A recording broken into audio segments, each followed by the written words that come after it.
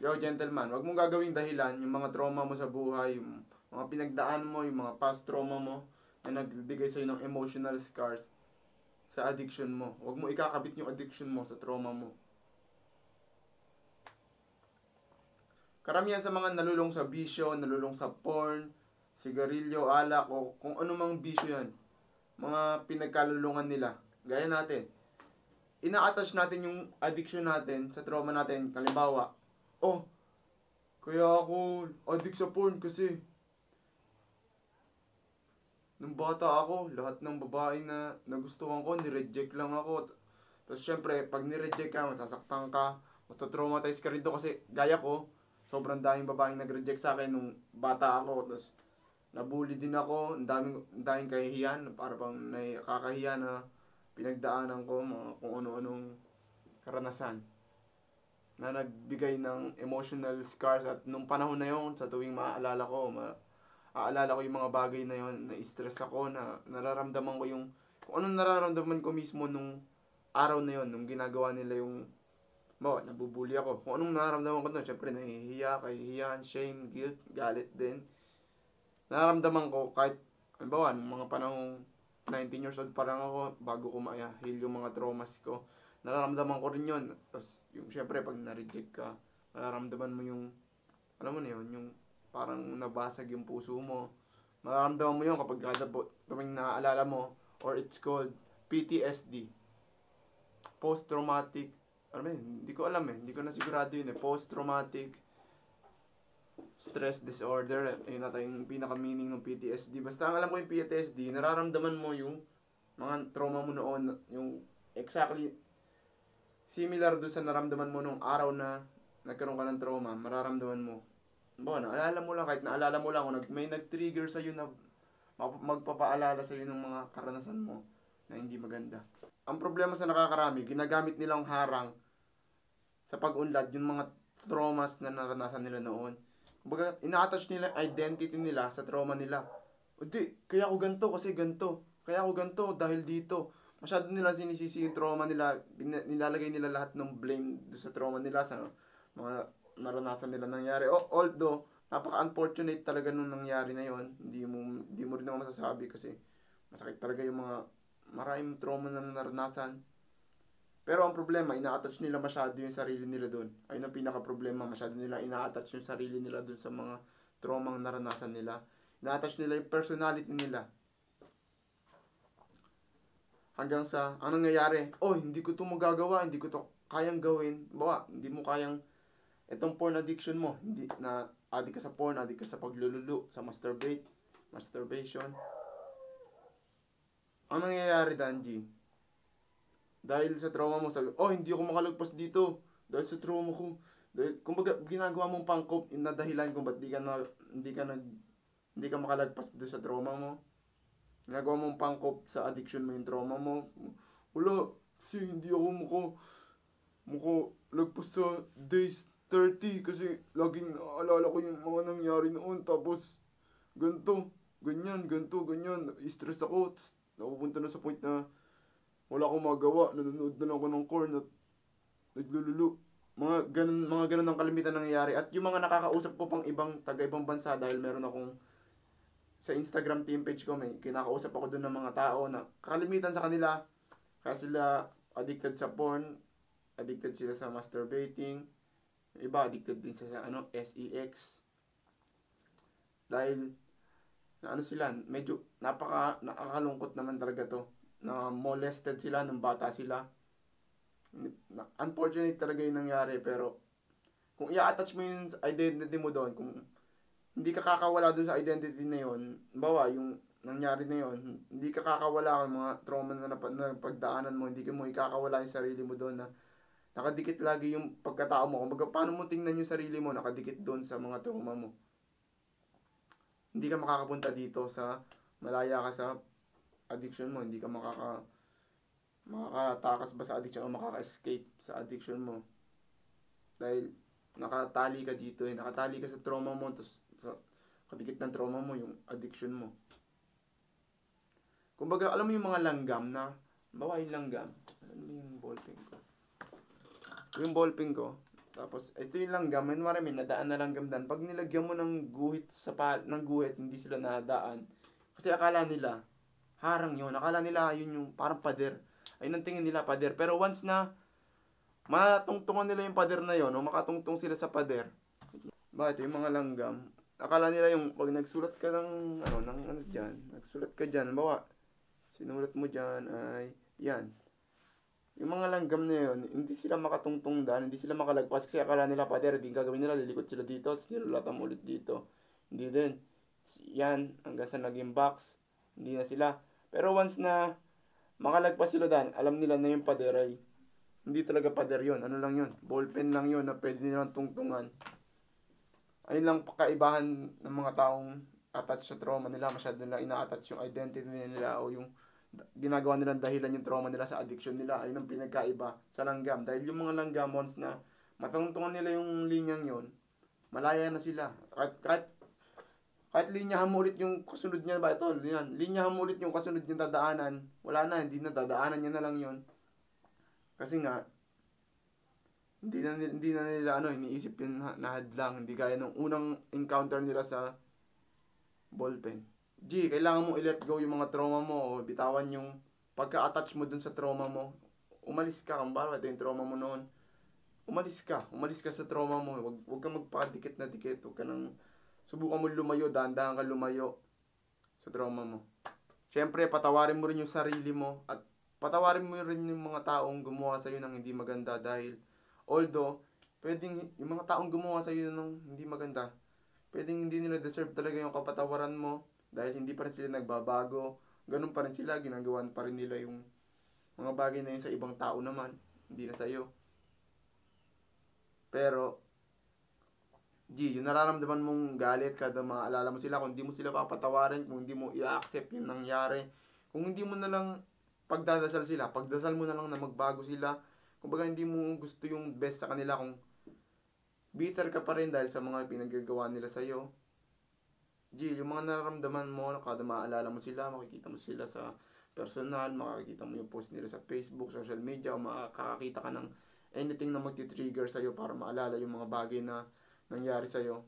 Ikaw lang makakaramdam nun, yung mga sakit na yon, yung mga guilt, shame, galit, puot, mga ganong negative emotion. Ikaw lang yung makakaramdam nun, hindi sila. At syempre, patawarin mo rin yung sarili mo. Magsimula ka sa pagpapatawad talaga ng sarili mo kasi hinayaan mong mangyari yon. At higit sa lahat, kung nangyari yon nung bata ka pa, may mga bagay talaga tayong ginawa nung bata tayo na pinagsisisihan natin ngayon. Ngayon mismo, kahit ako, sobrang dami kong bagay na ginawa nung bata ako na pinagsisisihan ko ngayon. Hindi na ikaw yung version na yon. Hindi na rin ako yung version ng sarili ko na yon. Dahil yung version ng sarili ko yun ay yung ugali niya nakadepende sa kung paano siya lumaki o sa mga nakikita niya. Although, sinusubukan siyang palakihin ng maayos ng magulang niya, pero yung mga nakikita niya sa labas, sa environment niya na kinalakihan ay ganyan. Kaya, ganun din yung ugali niya kasi nga medyo mahirap magpalaki talaga ng bata kung nakatira ka sa hindi magandang environment. Sobrang hirap. Ayun din yung dahilan kung ba't kami lumipat sa Cabuyao, Laguna ng pamilya ko. Tapos then umalis ako sa kanila. Tumira na ako mag-isa. Ayun din yung pinakadahilan. Kaya, kasi may mga pamangkin ako, bata pa lang yung mga yun, mga lalaking bata. 8 years old na ngayon. Tsaka isang baby, 2 months.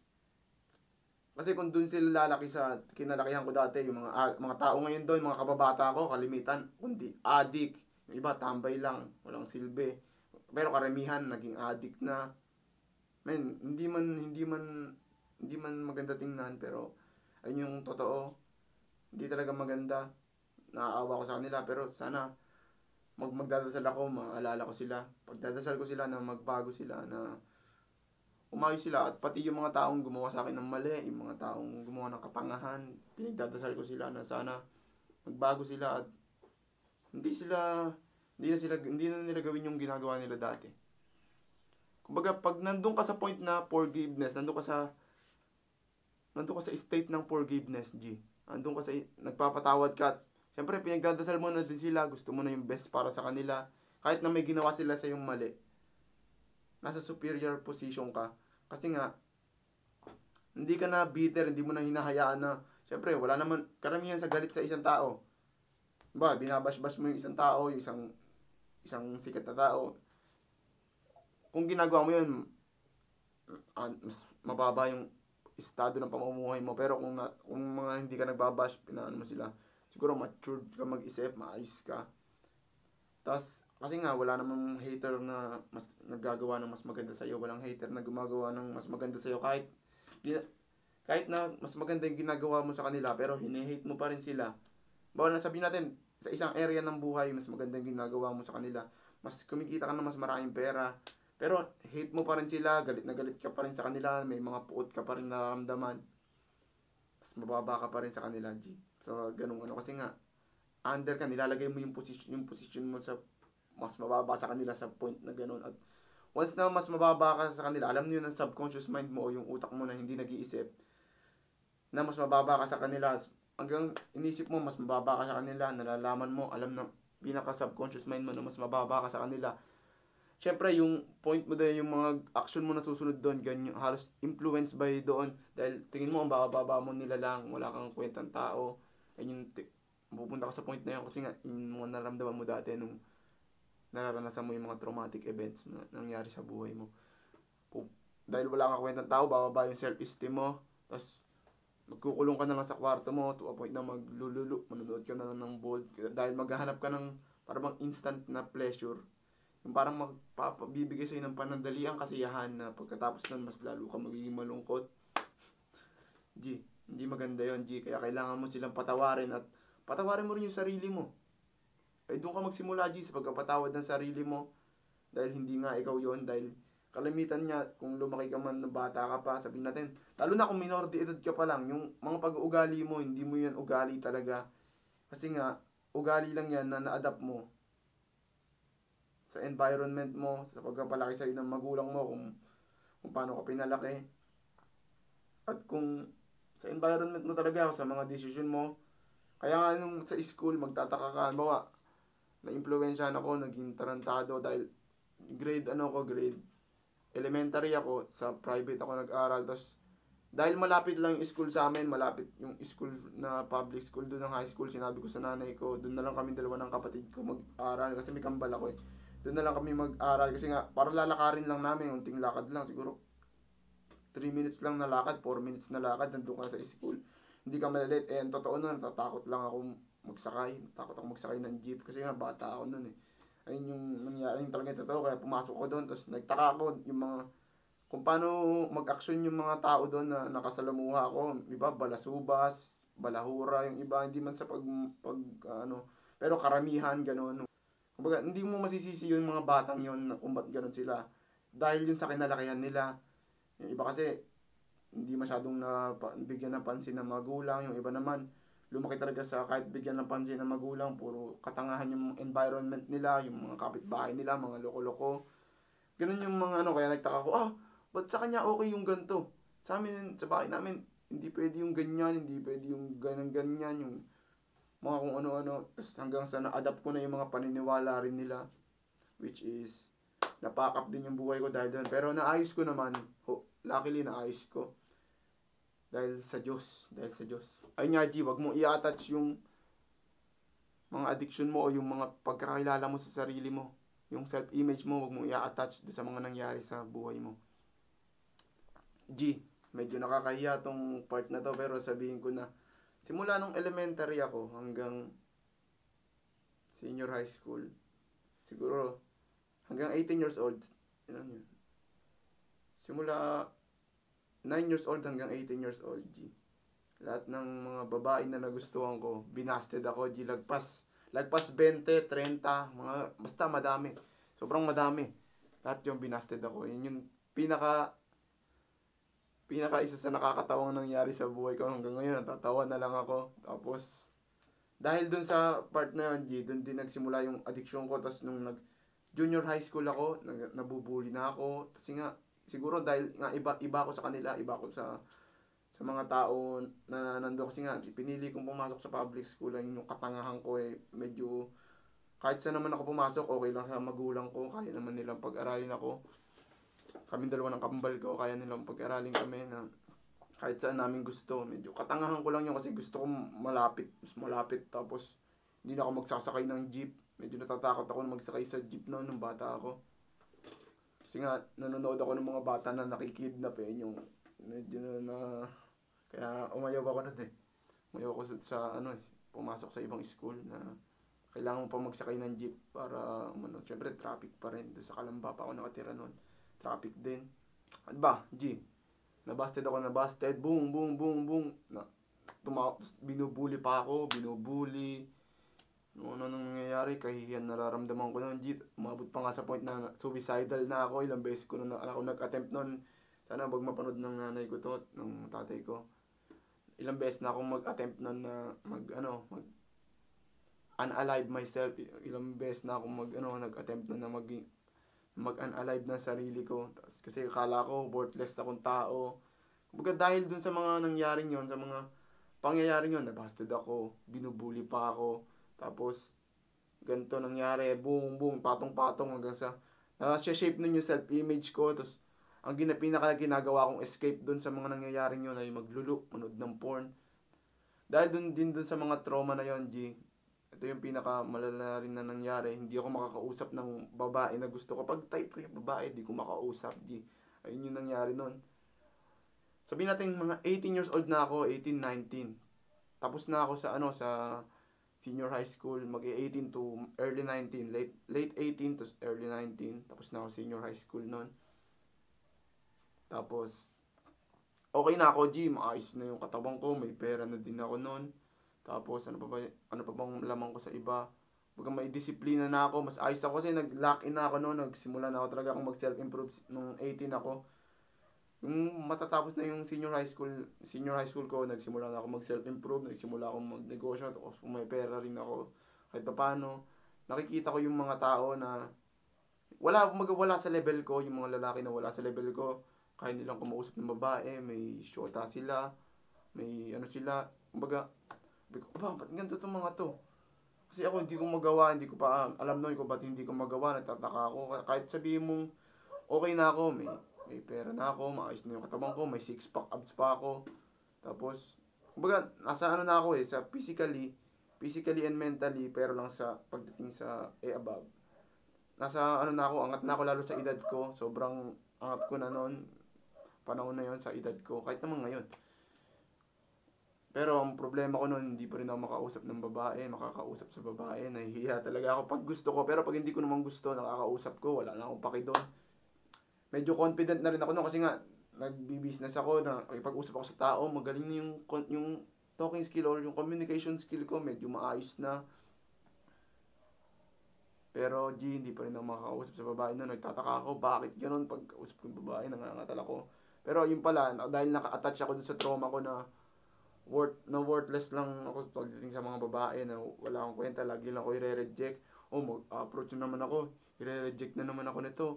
Hanggang sa umabot na sa point na ang ginagawa ko na lang, pumunta sa harap ng computer ko o sa cellphone at maglulu. Panahon na yun, G, okay na naman ako sa no-pop, okay din ako dun. Pero ang problema ko lang noon, siguro di ako makalagpas ng 30 days nang hindi nag-ano. Maalala ko yung mga nangyari noon, mapupunta ako sa yung ano ba to? Vibrational state, mapupunta ako sa mga babang vibrational state. Tapos yung mga action ko, depende na rin doon. Siguro kailangan ko mag-print noon. Wait lang, kunin ko yung cellphone ko.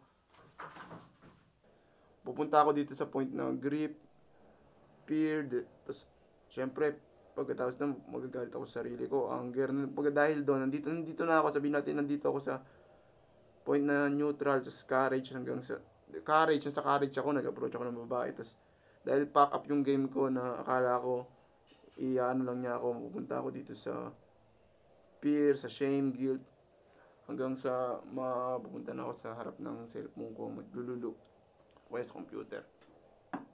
Yun yung nangyayari sa akin noon, G.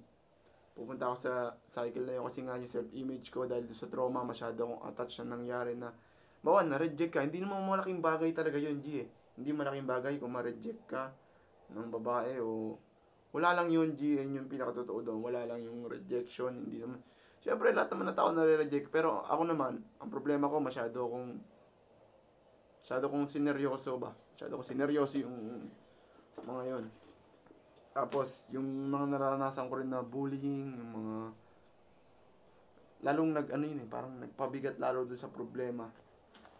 Huwag mo i-attach yung self-image mo, yung pagkakilala mo sa sarili mo, dun sa mga past traumas mo. Huwag mo i-attach yung sarili mo doon. Huwag mo i-attach yung pagkakilala mo sa sarili mo. O, hindi, kaya ako ganito.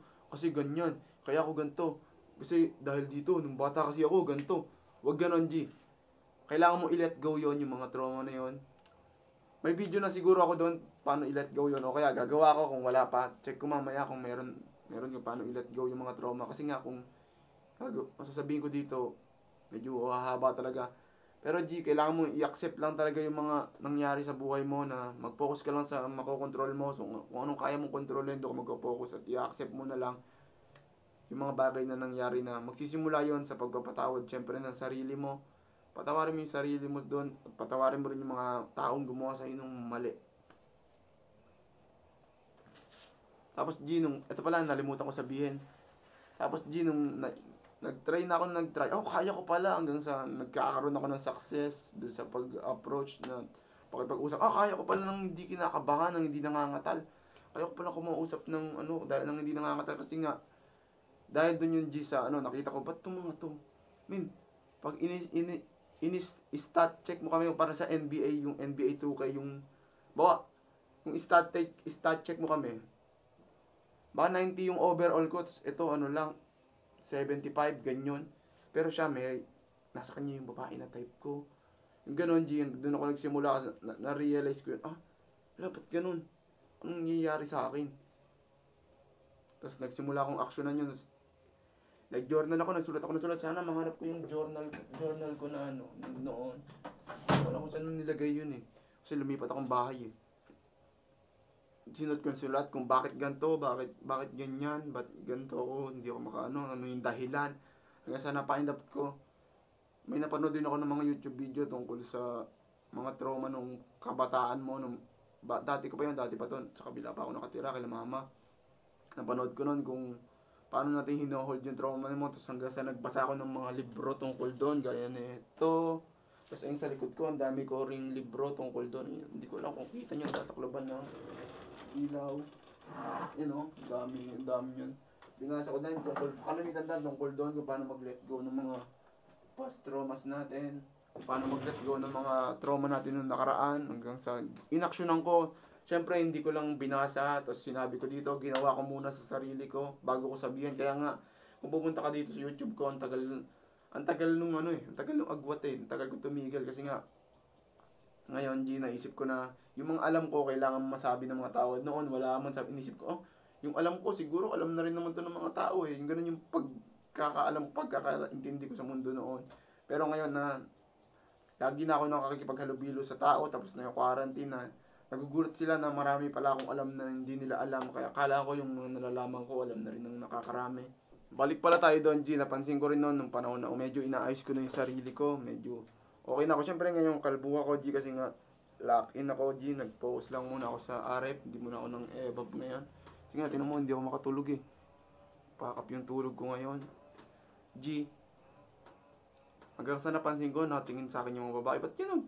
Kahit yung mga babae may kasamang lalaki na sa akin yung eye to eye contact. Dati hindi ako makahold noon. Sabi ko, na-realize ko na, kung gano'n, ibig sabihin, pogi na ako ngayon sa tingin nila. Okay na ako kumpara sa dati ko. Hanggang sa, yun nga, sinimulan ko na, G, simulan ko mag-approach. Sinimulan ko na basagin yung limiting beliefs ko para, kasi G, pag wala na yung limiting, hindi mo naman kailangan talaga mga babae. Hindi na maging alpha male ka na, mula Andrew Tate na sobrang dami mong Ang kailangan mo lang, G, na alam mo sa sarili mo na kaya mong magkaroon o kaya mong maka-attract, kaya mong magkaroon. Diba? Kasi pag nasa point ka na alam mong kaya mo, kasi hindi ka na, mas madali na sa iyo na hindi ka maglulu, hindi ka manood ng porn kasi nga alam mo na kaya mo naman to eh. Ba't pa ako magse-settle dito sa less kung kaya ko namang gawin to? Tapos, syempre, kahit hindi mo gawin yun, ganyan din, G, kahit hindi ka mang babae o hindi ka maghanap ng babae.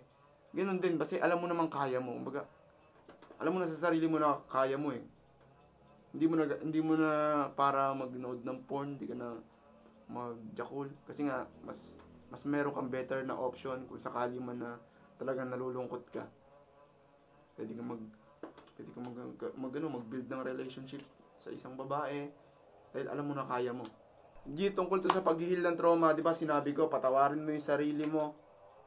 Patawarin mo yung sarili mo at patawarin mo rin yung mga tao na gumawa sa'yo ng hindi maganda. At syempre, huwag mong kakalimutan na mag-self-improve ka. I-upgrade mo lahat ng pwede mong i-upgrade sa sarili mo, yung karakter mo, communication skill mo, disiplina, looks mo, upgrade mo na din. Physique mo, i-upgrade mo na din. Mag-aral ka makipaglaban, boxing. Medyo maganda yung boxing, G. Maganda yung mga martial arts kasi parang mas mawawala insecurity mo dun, G.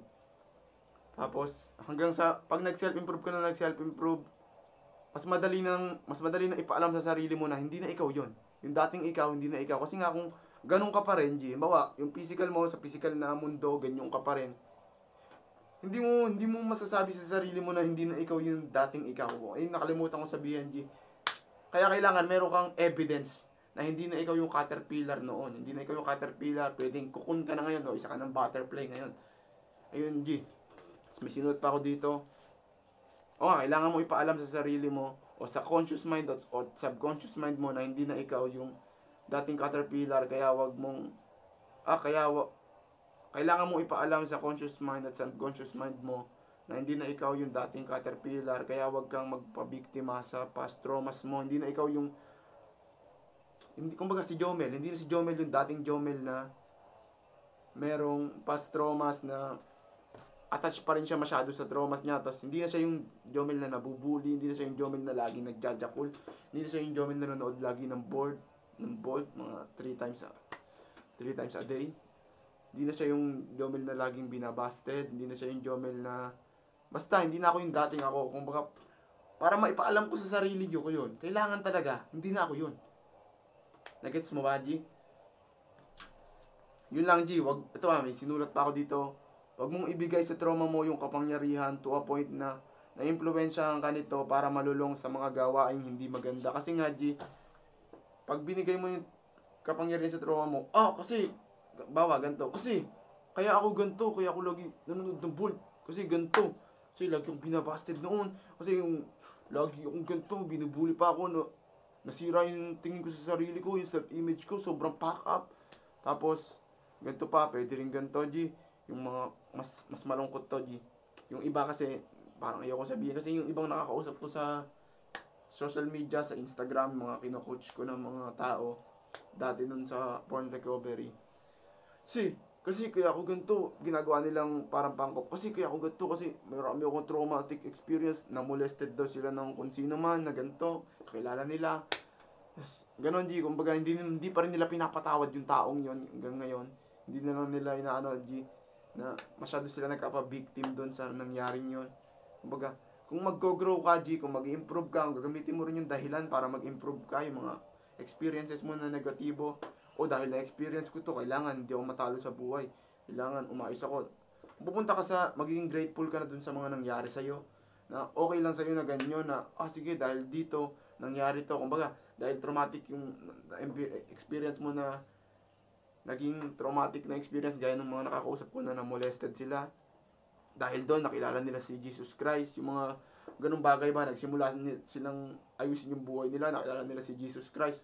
Hanggang sa, kumbaga, yun yung naging pinaka first step doon, yung pag-accept doon sa trauma nila, na dahil doon in-accept nila yung trauma nila, nakilala nila si Jesus Christ, nagsimula na sila sa journey nila na ayusin yung buhay nila, yung spirituality nila, inayos na nila. Mapupunta ka doon sa pagka-grateful ba, G? Kahit ako, G, noon kaya rin ako dumami yung, nagsimula ako magparami ng pera, nagnegosyo ako noon, simula ako mag-gym, siyempre basketball player ako noon, nagsimula ako magpalaki ng katawan, tapos ka-interest din ako sa boxing, nagsimula ako magka-interest sa boxing noon.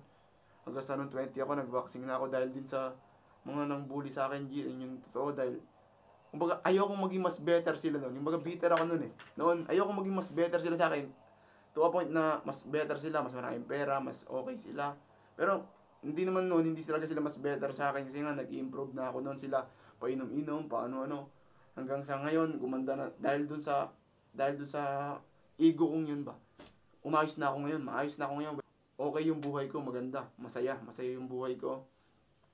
Tapos, ayun lang G, sa video na to, dahil sa kanila, nangyari yung, nag-improve ako. Dahil sa kanila, to a point na napunta na ako sa grateful na, hindi na ako galit doon sa ginagawa nila. Napunta na ako sa state ng gratitude sa pinagkagawa nila. Yun lang sa video na to, G. Salamat. Marami kang natutunan sana. Salamat sa oras mo, G. Hindi ko alam kung gaano katagal tong video na to, pero patayin ko na. Salamat.